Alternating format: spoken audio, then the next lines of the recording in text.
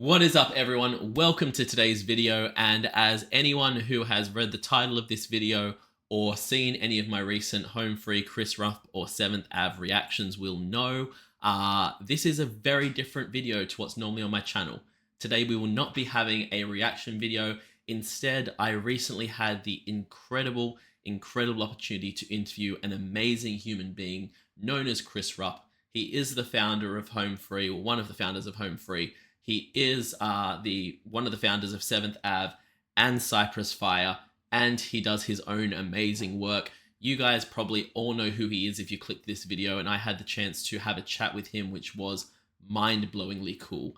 To start the video off, I want to give a huge thank you to Chris for taking the time to speak with me. It meant so much to me, especially being a smaller channel. It's incredible that you would spend your time with me, so thank you so much. To Chris's PR, Stephanie, thank you so much for putting all of this together and organizing it. You're truly a gem of a human being, and it means so much to me. And I also want to give a shout out and a thanks to Terry and to Judy from my Discord.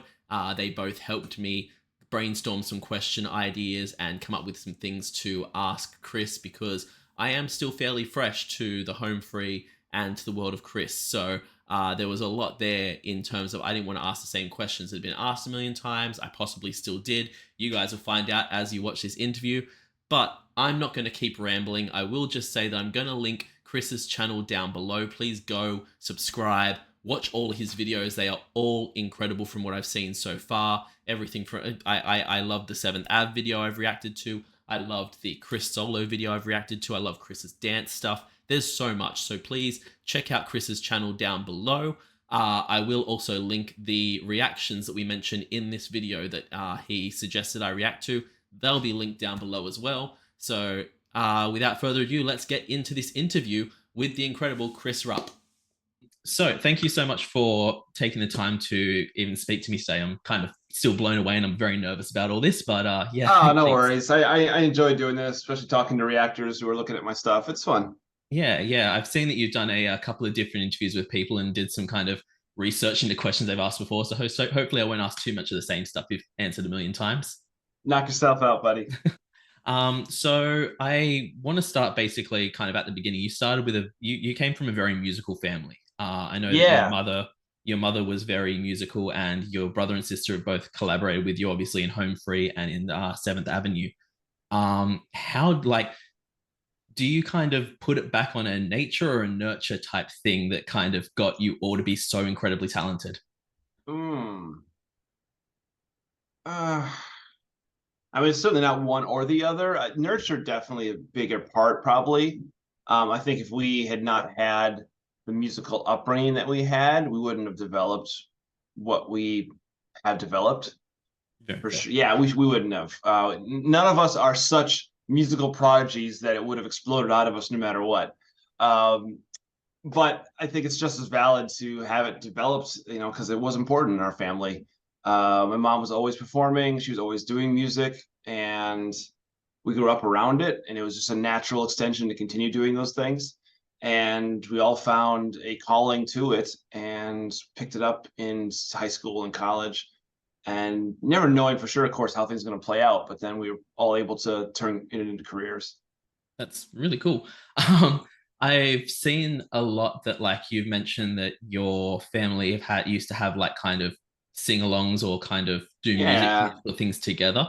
Are there any kind of artists that you kind of latched onto as a kid that kind of your parents were into or your mum was into specifically? I know that personally I've grown up with Bon Jovi and Matchbox 20 being kind of shoved down my throat by my mum because she loves them both. So was there any kind of influence in the artists you listened to coming from your parents or from your childhood?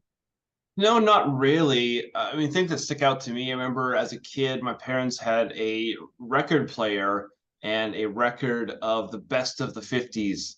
And I played the heck out of that record. You know, Johnny Be Good and Blueberry Hill and the Book of Love and those old 50s doo-woppy songs and stuff. That was influential to me because that was what I had to play and listen to. But one of the biggest things that my mom had introduced me to as an accident almost was the a cappella group Glad, which were in the 80s and 90s. And they were doing some pretty high level a cappella stuff particularly in Christian music, um, that wasn't being done so much, or at least as well, amongst our contemporaries. And my mom had gone to, she was the music director at our church, and she had gone to a music conference, and they had performed there. And she was so impressed by them. She got me their CD and gave it to me, and I fell absolutely in love with their group. And I remember, little 16-year-old Chris dancing around in my my bedroom playing these tracks. And in particular, the one that really stood out to me was Christ the Lord is Risen Today. And I covered it on my channel as an homage to Glad and how influential that one was to me. So I did their arrangement. And I love how the video turned out and everything. So that That's one so stands cool. out to me as influences. But beyond that, my parents weren't like, we play Frank Sinatra in this household and we listen to that every night or something. No. Yeah. My mom was always doing so many different things all the time. There was never one specific thing that stood out. I love that. It gives you kind of a taste of all different styles of music that you can kind of enjoy.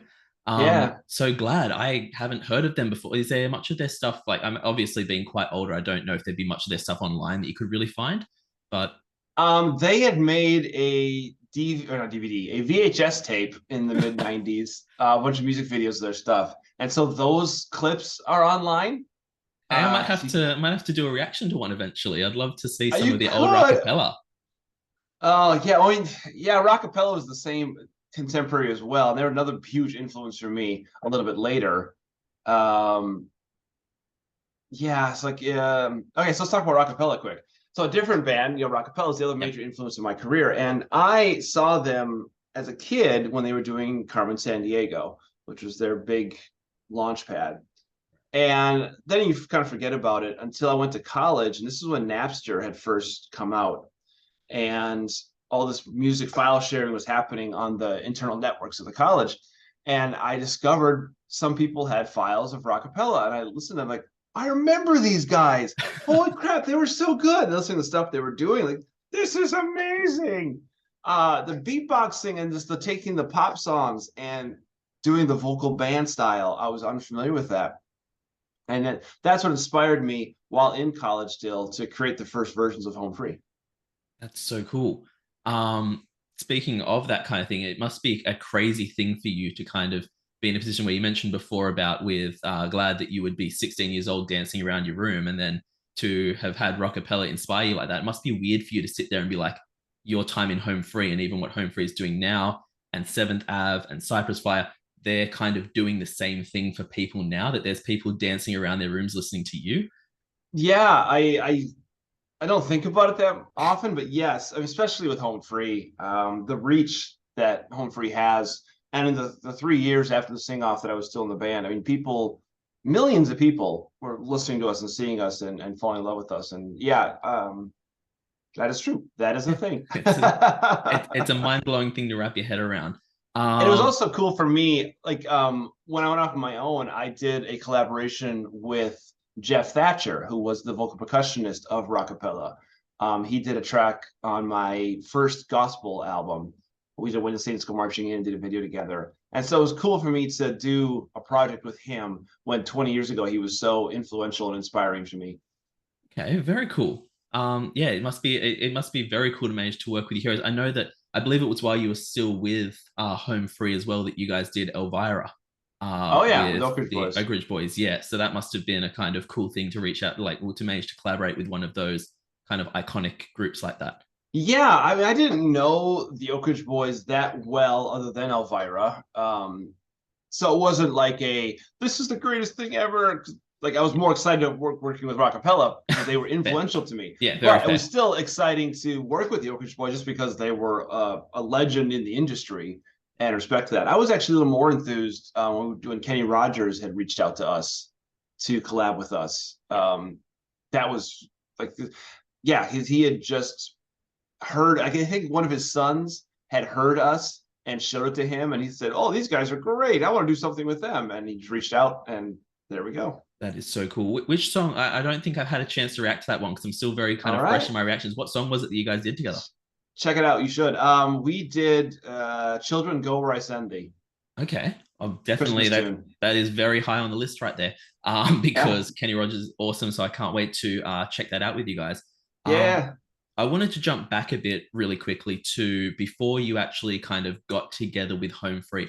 I know that you actually one of my very dedicated followers when I was kind of asking for questions mentioned that you used to be quite a serious Age of Empires player and that you worked Yeah. and you also worked for a few years at Ensemble Studios doing game design. Is that correct? Yeah, you get some deep cuts here now. All right. I, Yes. I do my research. I do my Yeah, research. you did. Well done. So when I was in college, my sophomore year, I had bought a computer because I wanted to have my own computer in the dorms. This is way back in 1999, 2000. So I was Wow. dating myself now. And so having your own computer was a big deal. Not everyone did at that point.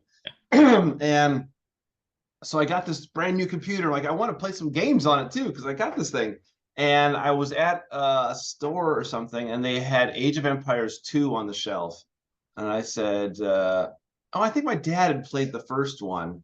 I think he liked that. I'll pick that one up, sure." And then it sat in my dorm room for weeks until my roommate also got a computer, and he said, "Can I give this one a try?" I said, "Yeah, sure." And he took it, installed it, and played it. And I was watching him like, "Oh, that does sound pretty fun. That looks cool. Let me try it too." And I put it on my computer, and the game just spoke to me.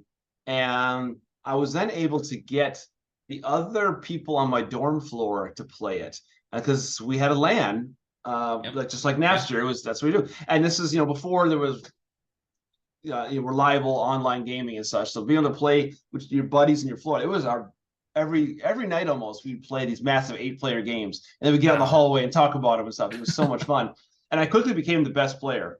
And but then once the year had finished up, um, the summer happened, and everyone left. I'm like, well, I have no one to play with anymore.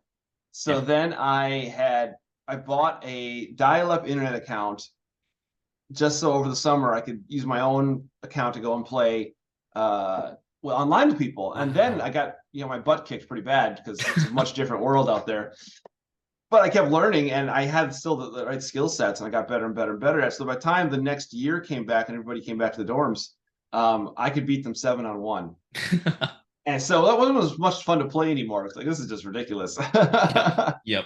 I And oh no, sorry. over the course of that year, then my junior year, I just kept doing it and getting better and better. To the point that then the next summer, Ensemble Studios reached out to me because I was one of the top players in the world at that point.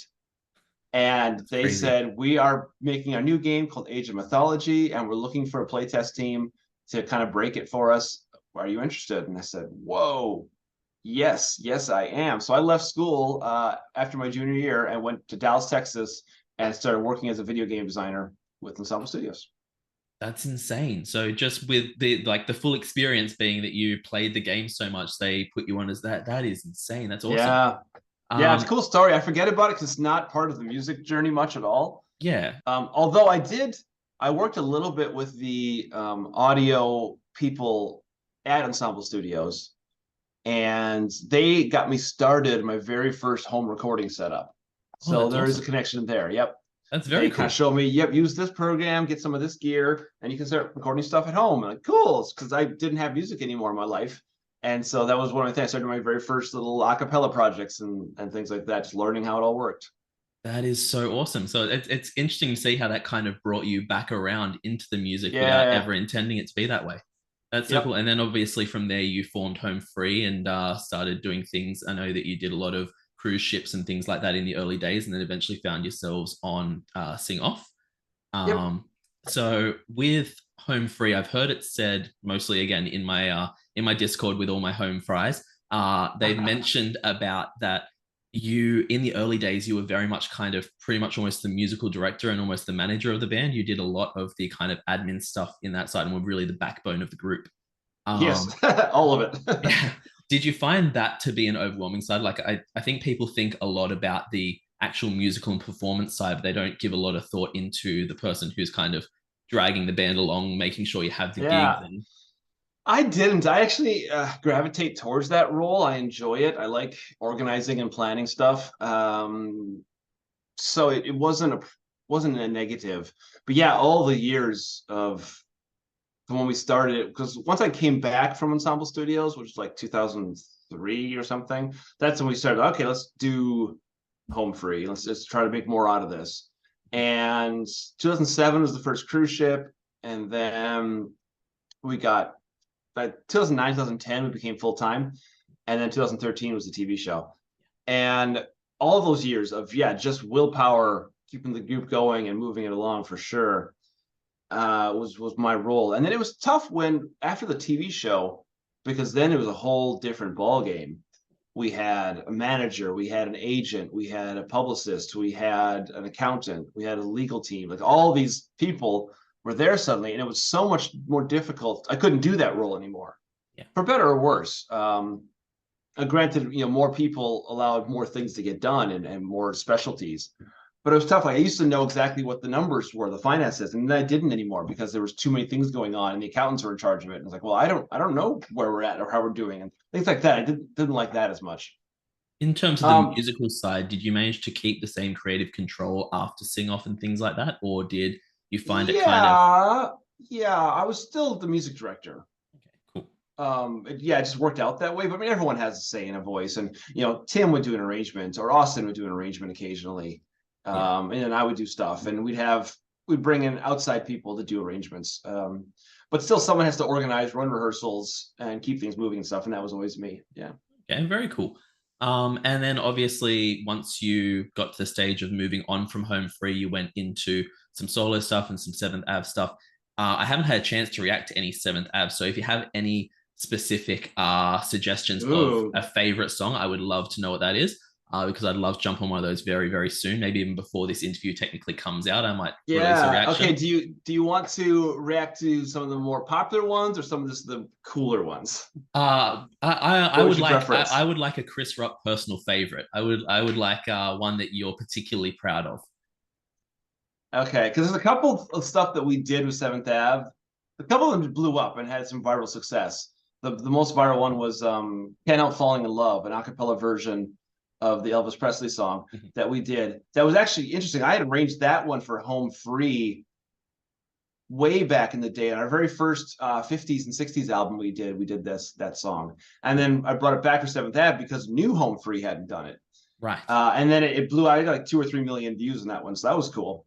But I wouldn't say it's my favorite. That was one of the ones that we did as a throwaway. Like, okay, we can do these two songs, and we'll just do this one quick over here because it's an acapella number, and Yeah, that'll just be kind of some extra. And that's the one that really blew up. of course.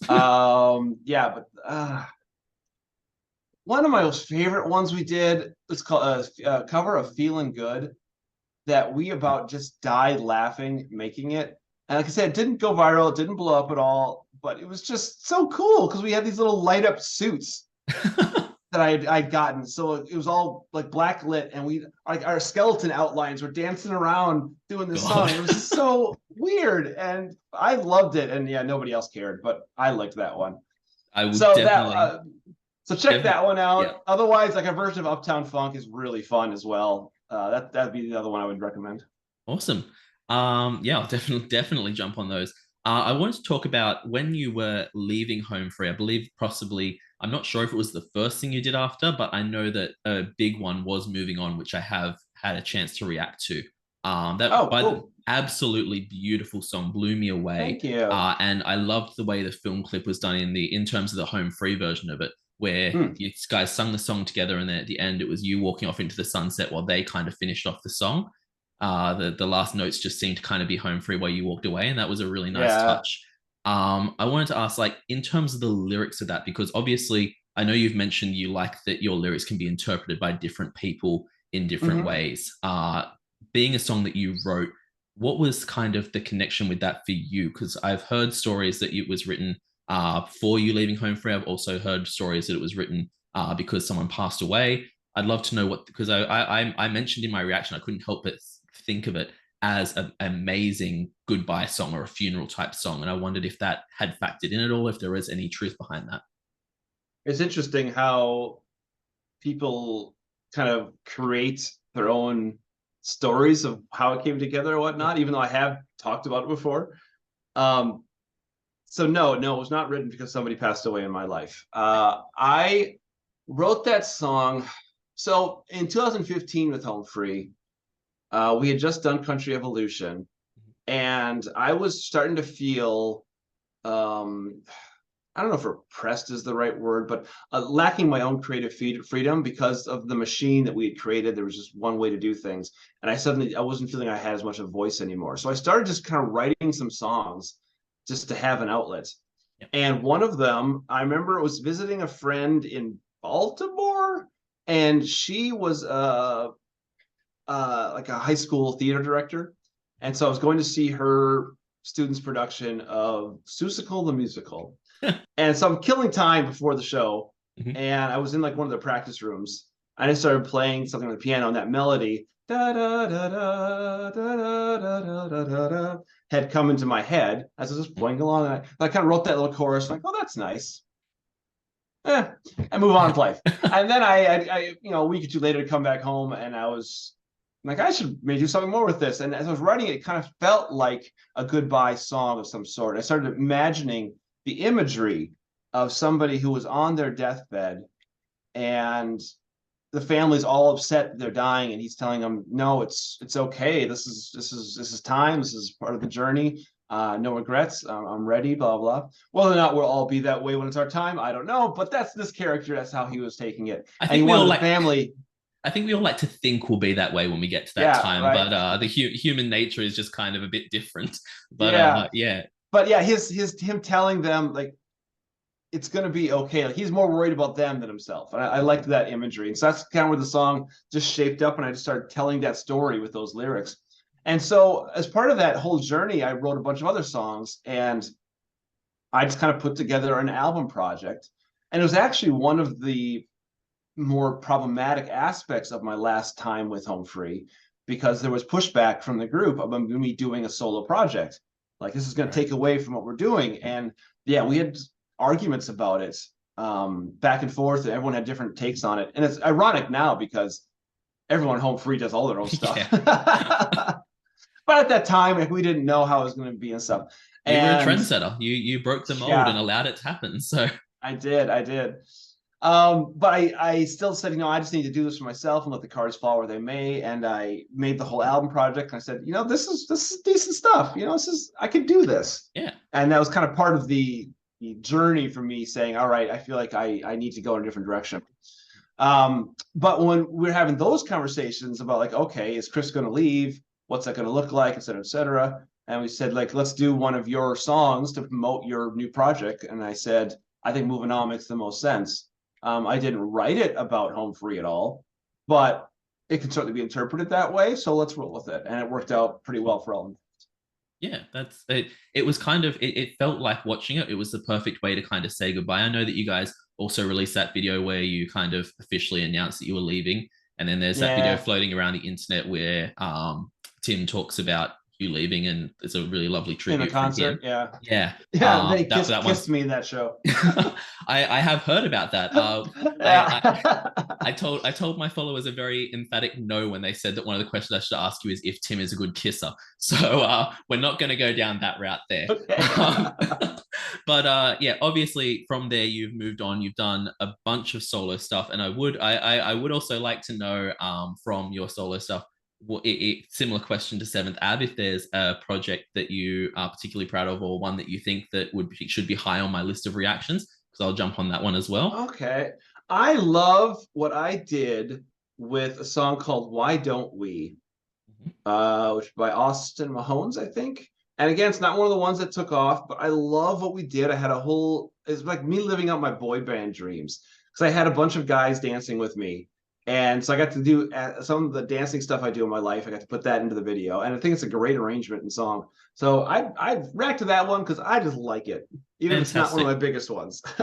Awesome. Yeah, definitely want to. We'll jump on that. Now, like I said, you've gone and done your solo stuff. You've also created Cypress Fire, which, by the way, I've got to put it out there. It blows my mind that one person can have been Home Free, Seventh Ave, Cypress Fire, plus your own solo stuff and a Yeah. dance career. You've also had a hand in video game design. It blows my Oh mind the yeah. life that you've lived and how you Thank find the you. time because it's not like you're sitting there with gray hair and wrinkles in front of me. You haven't had a like you're nowhere near the end of your story, and it's just insane that you've covered so much in such a short time.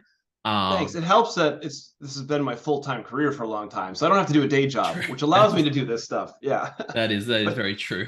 But yeah, Cypress Fire. I have reacted to your version of "I Don't Want to Miss a Thing," which blew me yeah, I away watched because that one. yeah. Yeah. Oh, thank you so much. I Yeah. it's always crazy for me when the artists have watched my reactions. It blows my mind. But yeah, it. I think I said in the reaction that is not an easy song to cover. So it's kind of for my first introduction to Cypress Fire, it was kind of for lack of a better term, a ballsy song to start on.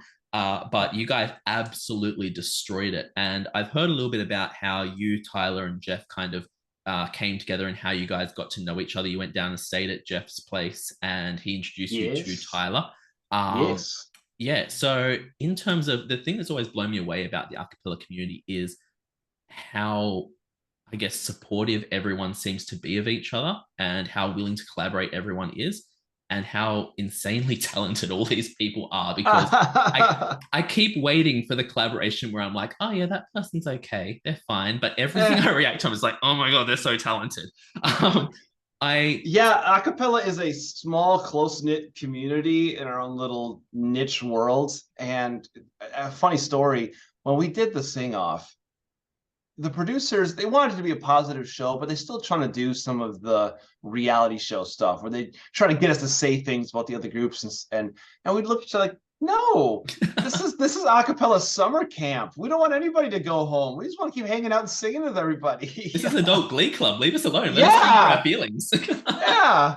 Oh, I love that so much because like everyone's heard the stories of like Tim and Jeff from Voice Play kind of Tim helped out Jeff a lot. And I think that a lot of the different groups kind of have worked together or like taught each other different things. So it's very cool that the communities are also supportive of each other in that way. Hmm. Um, in terms of the Cypress Fire side of things, going into it having kind of just met Tyler, is it do you find it easier to work with people who you know and have a strong relationship with, or do you find you can collaborate with people just as well as long as they're the right kind of people that you vibe with? Yeah, there's no one answer to that question. If you have a strong relationship, some of these things are easier because you just know everyone slots into their place. But it can be fun to someone new because what are they going to bring to the table that you haven't experienced before? It can also be challenging because like when Tyler, he'd done very little to no recording ever. Oh wow. So putting him in the recording booth and teaching him how this stuff works and how to do it has been challenging for him to learn, especially for him. Like the acapella world, like Jeff and I are very experienced in this world, and we just get certain things really easily. Vowel placements, where the sound is coming from our in our mouth and our voices, like what's going to blend better, and so we can speak to each other in the recording booth and understand exactly what we need to do. But Tyler doesn't get that. So we'll Right. tell him like, your A is a little too forward with your tone right there. Can you bring it back a little bit? He's like, I don't know what you're talking about, man. I'm just singing. And he'll get frustrated a little bit. Like, I'm singing it the same way every time. I don't hear the difference. What are you guys talking about? Oh, it's so It's like that. So that's a challenge, and him going through this process. yeah, it's funny that you say that because there have been like I since I've started doing these reactions, I've realized I made a fatal error in the fact that I don't have any singing training or any musical training whatsoever. So I'll react to songs and be like, oh, they've got a nice kind of rasp to their voice there. That's about as technical as I can get. So hearing you say that your A is too far forward, I'm like, I'm with Tyler on this one. I have no idea, but it sounds fancy. It Yeah. sounds fancy and it sounds like something that needs to be corrected. But Yeah. you wouldn't guess that at all from the cover of Don't Want to Miss a Thing because I was blown away, especially by Tyler and like the way that he performed that song. He was very impressive in that Hmm. song. So I can't wait to check out more of Cypress Fire's stuff and see like what you guys are capable of together because I have noticed that a lot of your songs on YouTube so far are like the 1.5 to 2 minute range. Is there a Yep. particular reason for doing shorter covers like that, or is it just Yes, easier? several reasons. One, there's always has to be something to be said for leave them wanting more.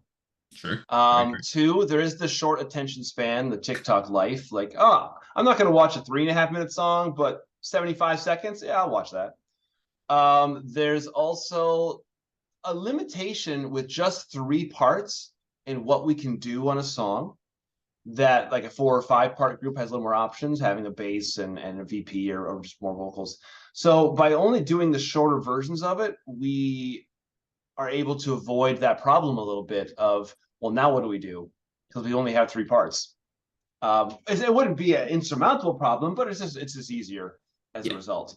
And we want to make them different because we our big thing now is we have our new album coming out, which is full on instrumentation. There's one acapella track on it, but otherwise it's full on instrumentation, like a Rascal Flatts, Lady A kind of vibe or something. And those are going to be very different. So then once those songs come out and we're doing music videos for them, it'll be noticeable versus our little acapella shorts, Yeah. which are fun and easy to do.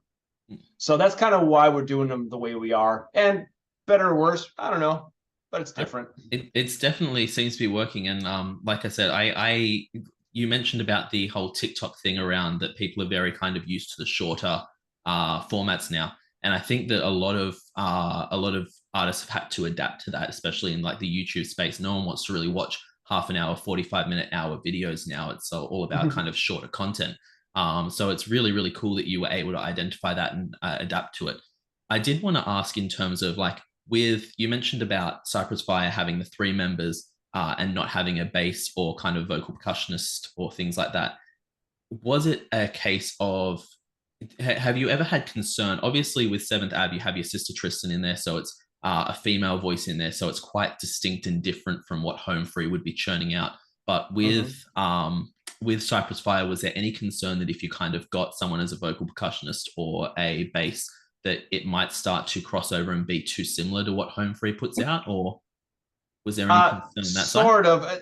I wouldn't say it's any direct comparison, but we don't want to add anybody else. Now, Yeah. occasionally a guest thing, sure, but we want to be a trio that makes it unique and distinct and different. We actually we were just in Australia back in May, and we did a couple shows in Townsville and Toowoomba. And it was good for us because we're kind of developing our show more, figuring out what this is going to be, and with the 3 of us. And Jeff's a decent beatboxer himself, so what we ended up doing a lot is me playing the piano, Tyler singing, me playing guitar, and Jeff beatboxing. And occasionally we jump into 3 part harmony and then back to those songs. And like this is unique. This is kind of what we were going to be, and we liked that. And then we can go into 3 part acapella stuff. But you can't do a full concert of just 3 part acapella. There's not enough there. Yeah. But to do just 10 minutes of that scattered throughout the show, perfect. Works out really well. So yeah, we like being a trio. Don't need to compare ourselves to Home Free because it's not going to be the same anyway. Yeah, definitely didn't mean to make any comparison there. I was just curious about the kind of the side of that people might make that comparison. Sure. We are starting to run a bit low on time, but I just wanted to touch on your West Coast swing type stuff. Yes, so yeah. I have reacted to If the World Was Ending, the WCS competition video of you dancing. I absolutely loved that. You are an insanely talented dancer. Again, another field that I know very little about, but I know what I like. And watching you was your movements were incredible. That's mostly, you've mentioned previously that like singing is your career, that's your hobby. Like how did you kind of find yourself in that world, and is it a thing of like do you feel like you get to dedicate enough time to it with your music career? Absolutely. If anything, I almost put more time into the dancing now than I do the music stuff. It comes and goes depending on what's going on. Like right now, I'm finishing up the sci-fi album, so that's taking up a ton of time. But once the album's done, I'll have more time to do more stuff dancing. So my dancing journey, when I was in college, there was the new swing resurgence, we kind of call it, where Lindy Hop, the 1940s big band style of dancing, had become really popular again for a year or two. And so I was riding that wave. I'm like, that sounds like fun. Let's figure it out. And so we started a club in college and kept that going for a while. And I kind of learned how to do that. And then once I left school and was done with that, I didn't really dance much anymore. Just no opportunities and didn't pursue it. Mm-hmm. So then when I, like 10 years later, I started kind of getting back into that again. But I still, Home Free was taking up all my time. So I didn't get to do much. And then I was dating a gal who wanted to learn how to dance. And kind of didn't want to do the same stuff I was doing with her, like with Lindy Hop, because I was already better than her, and I didn't want it was just too imbalanced. So she said, I want to try this West Coast swing thing. Do you want to try that? I said, what? I'll try that. I've heard about it. I'll just do it. And then we're both starting at the same page on the style. And then a couple of weeks later, we broke up. But I said, I'm just going to keep doing it. Whatever. I'll just power through, show her. And that was right after I had left home free. And so I had more time because I wasn't touring all over the country. Yep. And so I just started doing more of it. And then about a year into that, I started getting really hooked and started going to conventions around the country. Oh. It was also a fun excuse to travel. Like, I want to go to Nashville or I want to go to Boston and let's go to this dance event. Great, works out. And now it's expanded to around the world. I've done a lot of events in Europe. I was just before Australia, I went to Singapore and did an event there. And then I was able to do one in Australia as well at the end of my trip there.